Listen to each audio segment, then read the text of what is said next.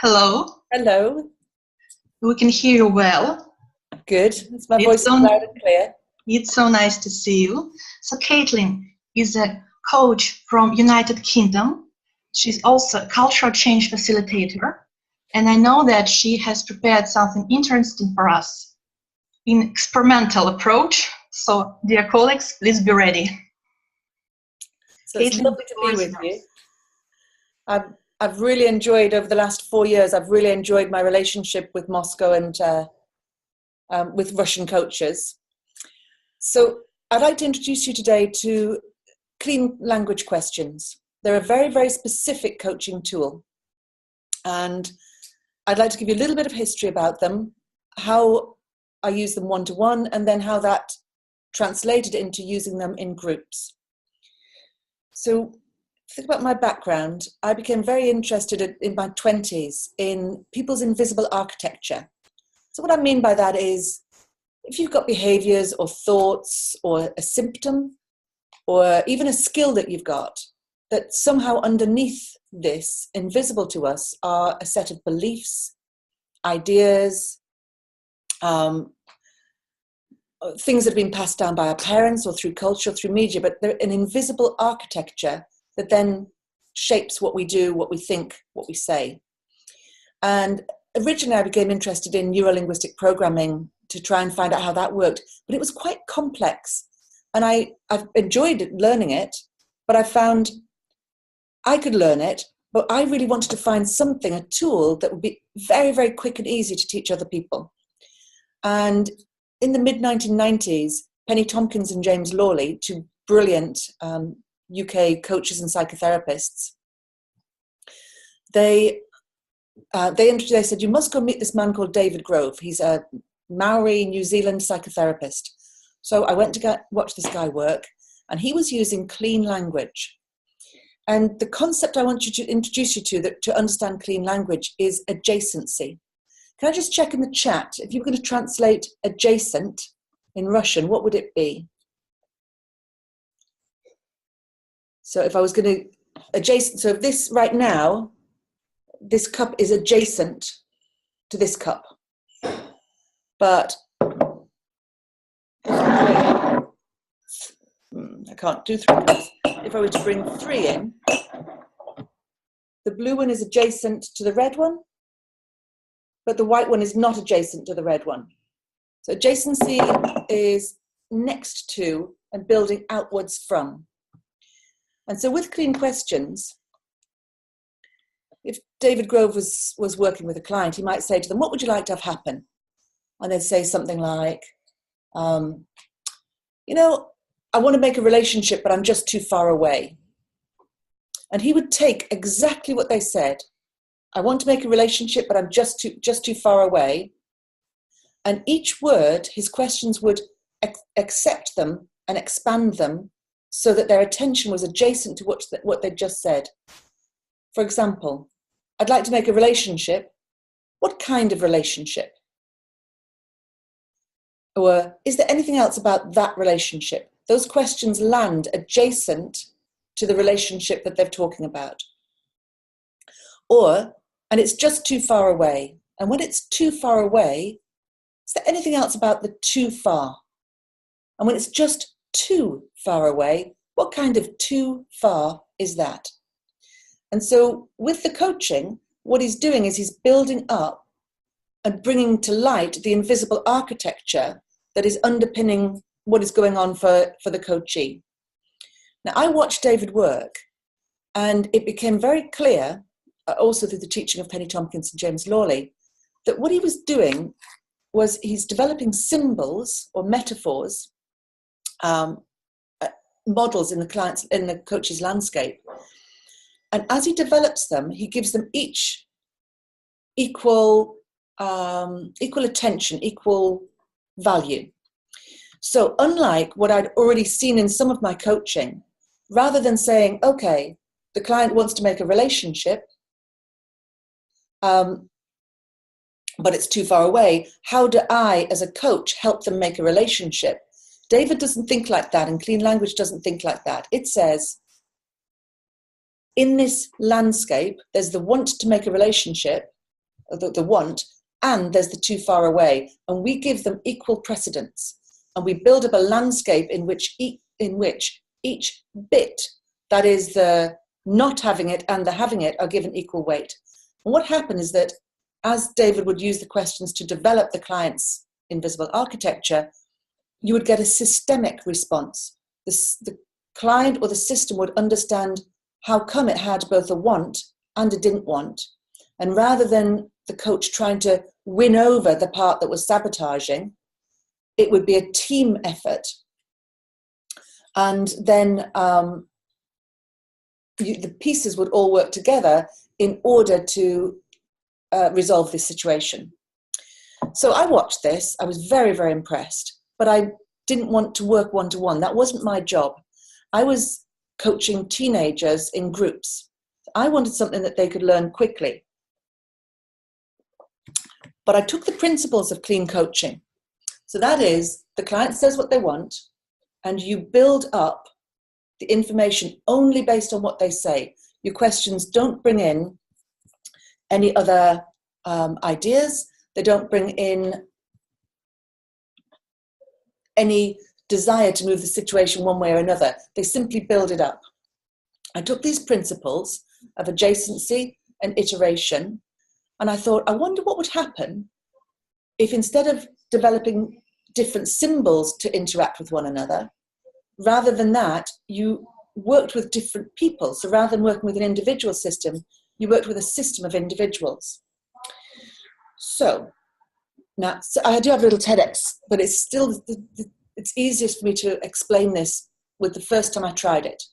So just imagine that you're all sitting in a circle. There's maybe 10 of you, and you're teenagers. So I took these clean questions. Clean questions are simply, what kind of, is there anything else, where, what happens before, what happens next? Really, really simple set of questions. The skills in clean coaching is your ability to watch and listen to your client so accurately that you know just where to put the question next. So I had the teenagers in a group and I said, when you're losing your temper, you're like what? One of them said, oh, I go red. And you go red. What kind of red? Blood red. Who's different to that? And what I'd noticed when David Grove was coaching an individual was he would have a couple of questions for this symbol, a couple of questions for that word, a couple of questions for this word, until it built up a network. So I wanted to copy that with the teenagers and have a couple of questions for this person, a couple of questions for that person. And it worked a bit like this. So he goes blood red. Who's different to that? Me. What happens when you're losing your temper? Oh, I switch. And you switch. And when you switch, what happens just before you switch? So again, you take what they say and you're asking a question just around it to expand it just a little bit. But what I realize is when you're doing this in team coaching is they start to become very, very interested in what one another is saying. Oh, you switch. What happens just before you switch? Oh, somebody gives me a look and then my temper switches. Okay.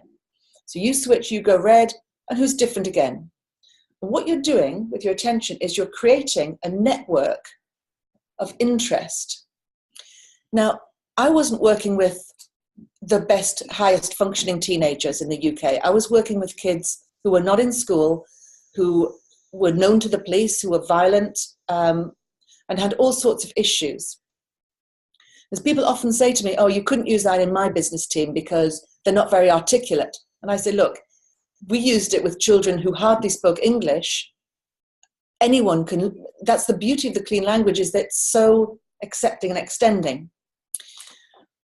As the questions went around the room, what we noticed was the children became interested in one another and interested in themselves. When I come back to the child who goes red, I say, and blood red. And when it's blood red, where is it? He said, oh, it's in my chest.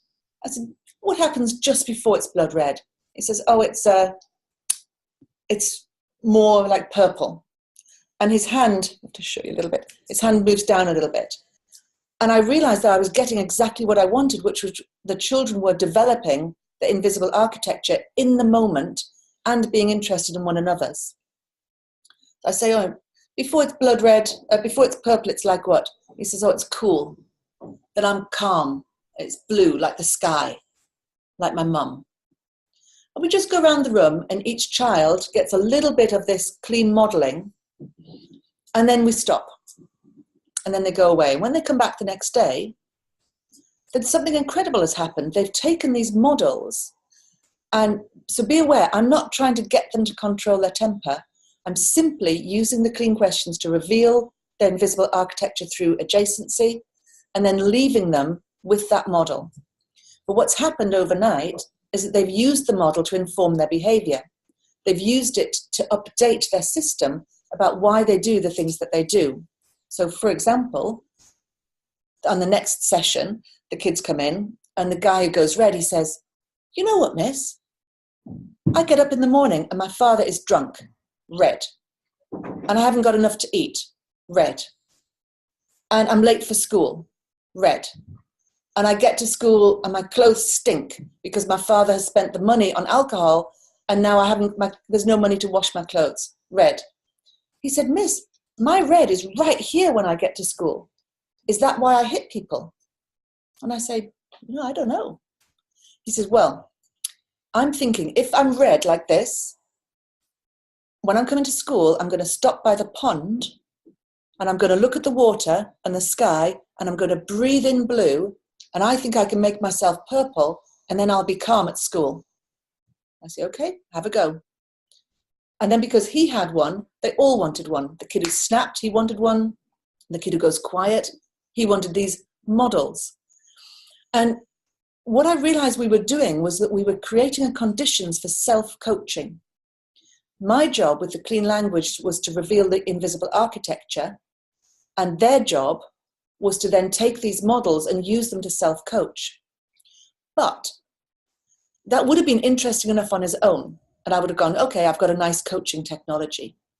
But what started to happen was, you can probably hear that I speak quickly.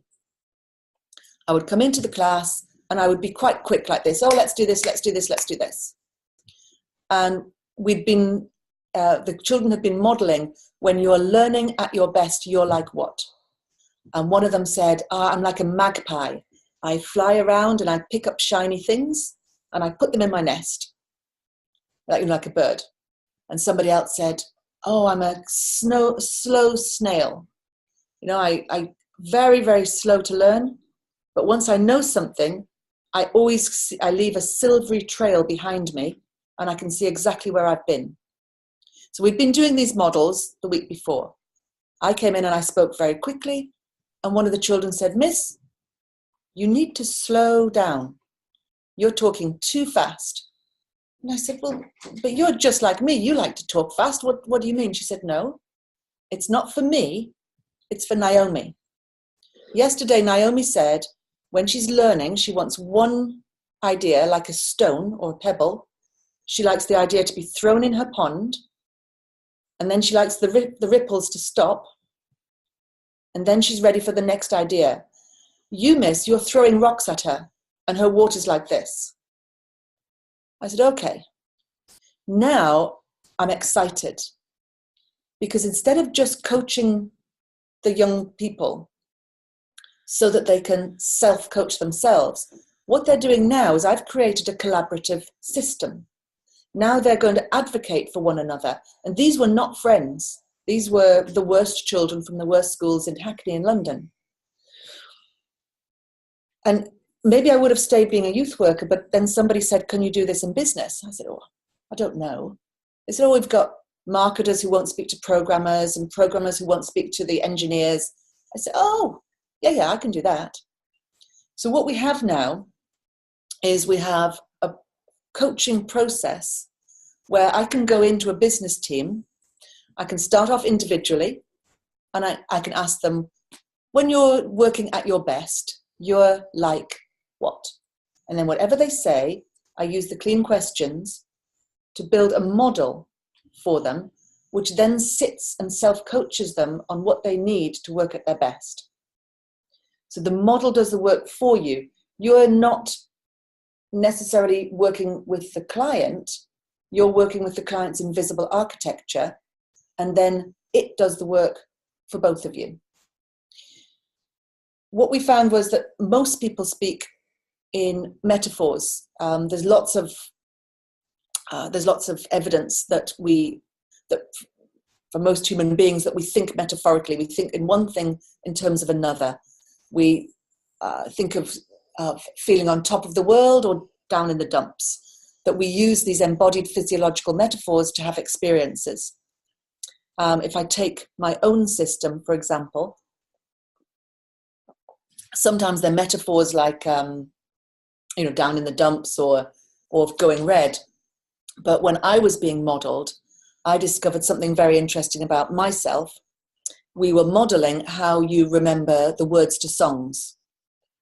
And so you can all have a go of this. You're all here.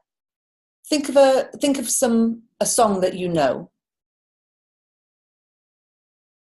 What did you just do to remember that song? What happened? You can write it in chat if you like. So what did you just do to remember that song? And I had some adults around me, so I said, okay, well, how did you remember it? And somebody said, it's like I feel it in my own voice. I feel myself saying it. Okay, who's different to that? Somebody else said, I can see the person singing and I can hear it as though I'm there. You go, okay, great. So some of you will be hearing the music. And I came round to me and I said, I can't hear anything. I said, really? I said, well, I was so surprised that other people have music and songs in their head and I just don't. And they said, well, you must do because you can remember the words to songs. Now, I don't know if this will work because, of course, Zoom reverses my photograph. But anyway, so I said, okay, I know the words because I can read them. It says, like the Beatles song, love, love me do, you know I love you. I said, I read them and I know, and they've got music with them, so I know which note it is. And the children said, the group and the children said, but miss, you're reading backwards. I said, oh yeah. I said, I can read it forwards. And then I had a sudden revelation with this invisible architecture is that I have a split. So I can see things backwards and I can see things forwards. But now suddenly I understand why I can do all sorts of things, like I can't tell the time. If it's 3 o'clock or 9 o'clock, they look exactly the same to me because I have two eyes that I see out of. So sometimes this invisible architecture, you understand why you're very good at certain things, like I'm very good at thinking about two things at once, is because it's like I've got two visual screens to think out of. Other people have very different invisible architecture. So you can use the clean language to unpack this. And what we found when we went into business was there's something about the questions, there's something about the non-judgmental acceptance of them that means that people will very, very quickly they'll pay attention to each other. I mean, what's more exciting than finding out what you're like? So they'll pay attention to one another. But even in really high-powered business, in multinational, now I get to work all over the world, this funny little idea that we had, now I get invited in because even high-level people, they're fascinated in what happens a tenth of a second before they think, they make a decision, they choose to listen to one person over another. So the clean coaching we now take into business, we teach just enough that people can do it with one another. So just enough of the tool. And I'm thinking about giving you an example in business. There are some slides. So if you want to see what's the kind of process that I use to introduce it to a group, there's some slides that show it and some slides that show some of the results. But if I take a multinational where they wanted to develop greater collective trust, and they wanted it for two reasons. They wanted to improve the trust within their senior management team. Oh, somebody would like to see the slides. I don't know, Dimitri, I don't know if you can make my slides available. I can make them available as well. Caitlin, yes, I'm going to send all slides after conference, but if you Okay. want, you can demonstrate now them. Okay, I'll see if I can do that. Yeah, so in this multinational, they would like to develop internal collective trust, but they also wanted to develop better trust to stabilize their supply chains. So that is, they wanted to build better relationships with the different people around the world that help to create the supplies for their fast-moving consumer goods. So my first step is, in clean coaching, is to think each individual needs to have a sense of their invisible architecture. So I have a one-to-one coaching session on the phone. And I ask them, when you're working at your best, you're like what? I usually do 3 metaphors or 3 models. 3 gives you predictability. And it allows them to become very reflective. So I said, when you're working at your best, you're like what? Organizing time is like what? And your decision-making is like what? And there was some really interesting differences between the 3 leaders. These 2 had very linear invisible architecture. So time was, there's the past, there's the future, and there are steps along the way. Making decisions. They say, well, we look where we want to be, we look at the decision, and we say, which one of these is on that path? And then we follow that decision. So you had 2 people who were very like that. And the third, when we asked him about time, he said, well, time is like a big cloud.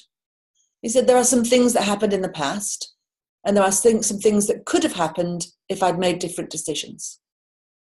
And the future is like a big cloud.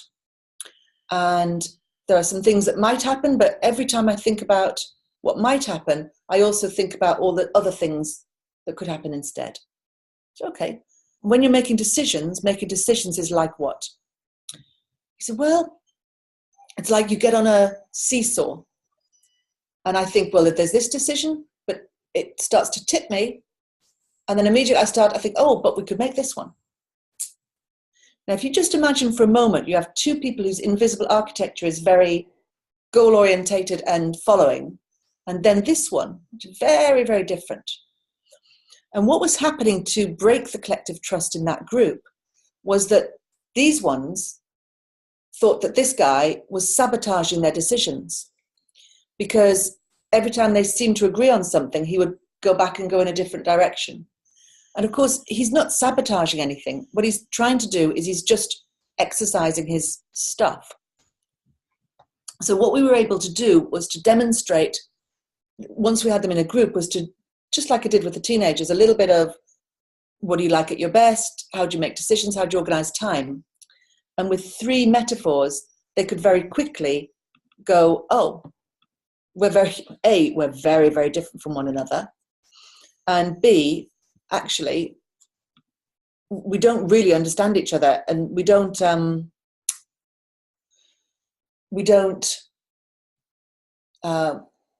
make sense. Like, we literally don't make sense. So what we're going to do instead is we're going to use the guy who's like this to do the thinking beforehand. We're going to give him the decision first and let him try out the different ideas. When he's done that, then we'll come in, and once he's done all of the risk assessment, which is what he likes to do, then we'll come in and say, okay, what have you offered us? And then those are the decisions that we'll make. So simply by reordering the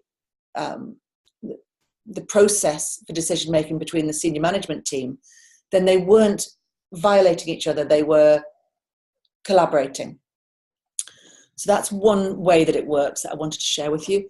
I've got one other. You're also welcome to interrupt me and ask questions or make comments. I'm very, very happy to make things up as we go along. So let me just reiterate.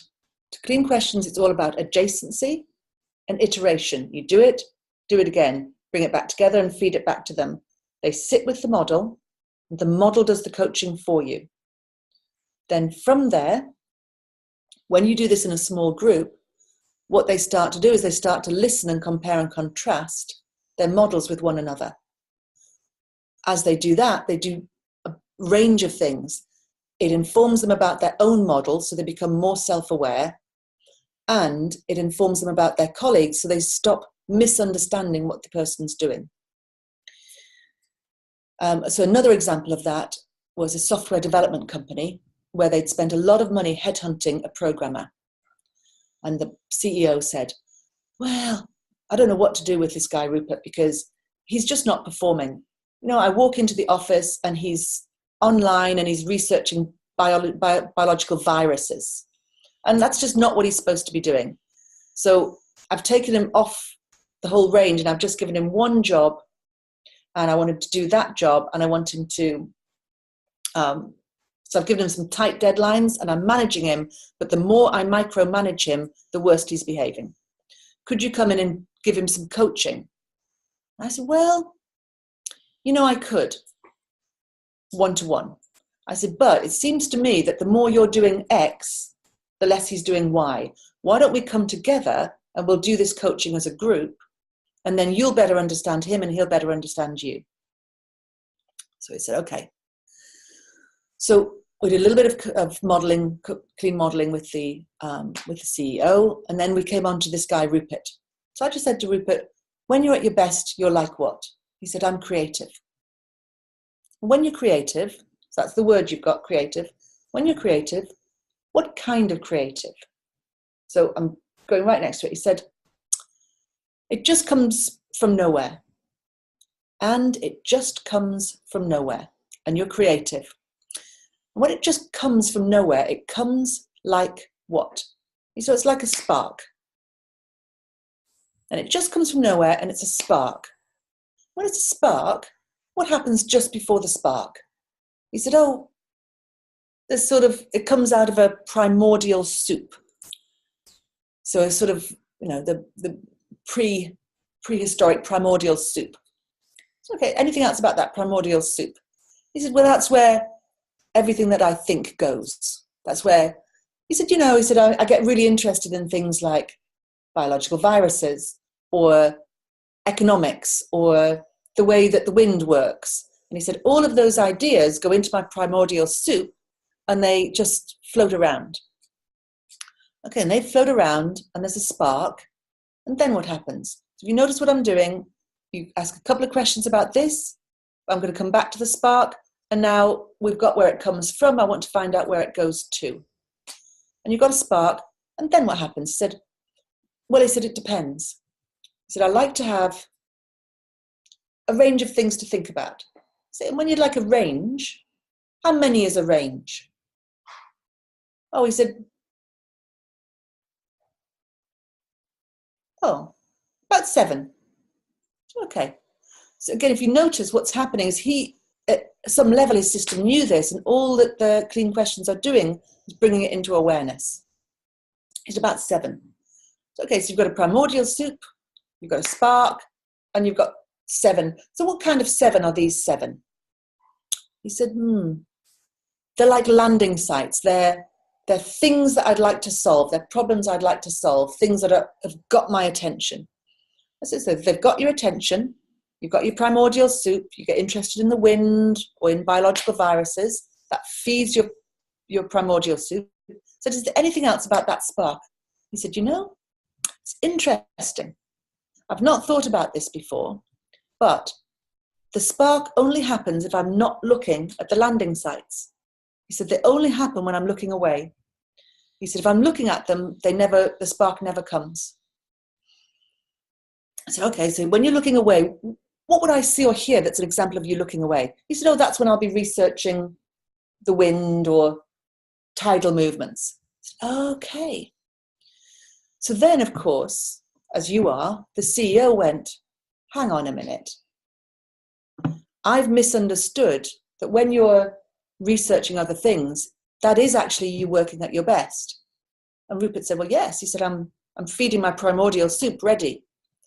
And the CEO said, so when you had 4 things you were supposed to be doing, and I just give you 1 and micromanage you, what happens? He said, well, you keep making me look at the one option, and you keep bringing my attention to it, and then I just don't know what I'm doing.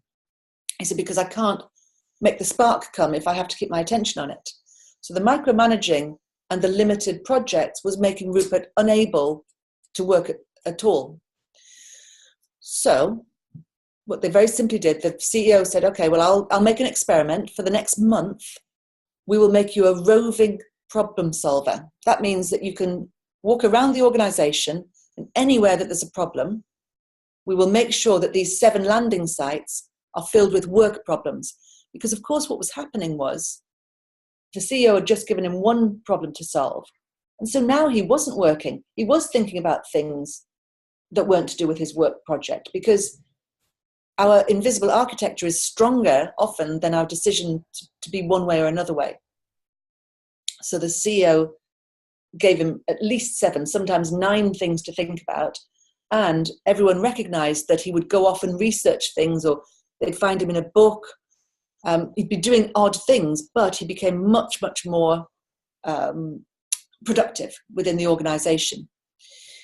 And I checked in 6 years later. He's, in fact, now, which is, I was 29 then, so it was almost 20 years later, he's still in the organization and he's still brilliant. And that organization then decided that they would make this metaphor modeling and this coaching from metaphors a key part of their organizational development. So, what else might I need to tell you about before I go and answer some questions? 3 and 6.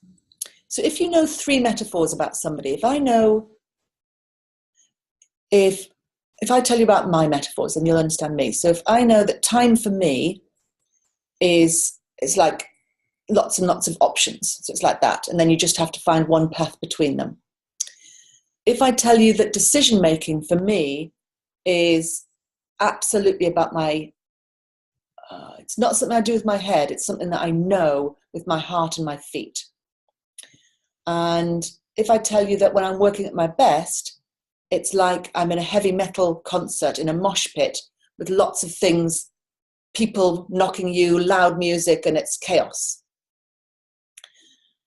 Anyone who knows those metaphors can probably tell I'm not going to be good in a linear job where I have to do the same thing over and over, or where I know long time in advance what I'm going to be doing today. The metaphors allow you to predict that you, the way somebody's going to take something, or the way somebody's going to want to be interacted with. So these models that you coach, they help develop collective trust in a diverse group, because you don't misunderstand each other. You can start to make better, more accurate predictions about each other, and you can understand and take responsibility for yourself. If you do 6 metaphors, however, then instead of just being reflective, then what you're doing is you're creating reflexivity. That's where I can go, hang on a minute. That's just me. This is who I am now. How do I move forward and think, how can I create a job? How do I make sure I have a job that suits my system, rather than trying to get my system to fit into a job? And this is where it can be very revolutionary in terms of career coaching. It can be amazing for that. And I always have a warning. So if a company says, can you come in and do a load of work for us? I say, okay, here's a warning. When we start to do clean modeling, clean coaching with your senior teams, I promise you some of them will decide that they don't want to work here anymore. As they reveal this information about themselves, they will leave, unless, like Rupert, you can adapt your workplace to them. It's one of the things that happens. I'm just seeing that one of you's asked, what if the coach tells you just to tell something, not really feeling and realizing it? 2 things about that. So when you ask the coachee a question and they just want to please you, the first thing is that with clean coaching, they're less likely to do that, because you bring less of yourself as a coach into the, sorry, my dog has decided that she'd like to come and be here as well. You bring less of yourself into the coaching relationship. You're there in very strong presence. Yes, thank you. But not so much of your opinions or your thoughts. So the first thing is it's less likely to happen because you're not there as a strong personality, just as a strong presence. And the second is you'll notice, because when you ask questions about it, there'll be no, for example, their body language won't match it. They'll have said a word, but it'll be like they're role playing. It won't be congruent with what they do. When I talked to you about Rupert, his gestures were just before he spoke. His eyes went to the thing he was about to talk about before he told me about it. You can see when they are congruent and matched up, and you can see when they're not. If your coachee is telling you something just for the sake of it, then of course that's part of the interesting thing that you can say to them, you know, or they'll say to you, they'll say, do you know, I don't really know why I said that. I'm just sort of making stuff up. And you can be, okay, so what happens? What's the invisible architecture in this person that they make things up? So it becomes interesting rather than, it's not a problem, it's something good to work with. So I'm just going to look at some of your questions because I think we have questions in Q&A box. Yeah, I see them. So does collective trust depend on culture? So the thing about achieving full trust, the first question, Esther asks, does it depend on culture? Is it possible to achieve full trust? There is no point trusting something. So trust essentially means I can more or less rely that you will do what I'm expecting you to do. Or I trust that you will do actions that are in our shared interest rather than in yours. So you can't get full trust in a situation where people are not trustworthy. So what the clean does really beautifully is it helps to reveal invisible architecture and hidden agendas. So a lot of the reason that people don't trust each other, in my experience, is not because they're not trustworthy, but because they've expected somebody to behave a certain way instead of another. They've said, yes, in this team we will show high commitment. But for you, high commitment means you get on with your own work and you don't bother me. And for me, high commitment means we meet 4 times a day and we argue it out. And because for me, working at your best means that we wrestle with each other and we wrestle with the ideas, if your high commitment means that you work on your own, I'll think that you've betrayed me, unless I understand about the diversity of our systems. So I think it's more possible to do collective trust, but you're more likely to also find that actually somebody does not want what you want, and therefore actually you shouldn't be in the relationship you're in, whether that's a business relationship, a customer-client relationship. So you're more likely to find out that you shouldn't be there. I'm just reading some other questions. Olga asks, what kind of preparation? Now, I would love to say that it's really easy to get good at it. But instead I can say it's really easy. I only saw David Grove work once. And I had a bit of help with Penny Tompkins and James Lawley straight after. But I was using this stuff within 3 days. You can take the clean questions. You can find them. They're on my slides, but you can find them online. And you can just start using them. But if you want to get good at it, and certainly if you want to coach groups, I don't know anyone who's gone from start to being good at this in less than a year and a half. So we think it takes about 18 months to get really good at it. And there is some training in Moscow. I'm coming to ICA in March. I come three times a year in Moscow. And I'll put that in the chat. I'll put the 20, yeah, you can go and find out what I'm doing at ICA on there. Put that in there. Let's have a look at some more questions. What's your most interesting experience working with diverse groups? And what's remarkable to me? I tell you, one of the most interesting ones, if I've got time, I don't want to go over yet.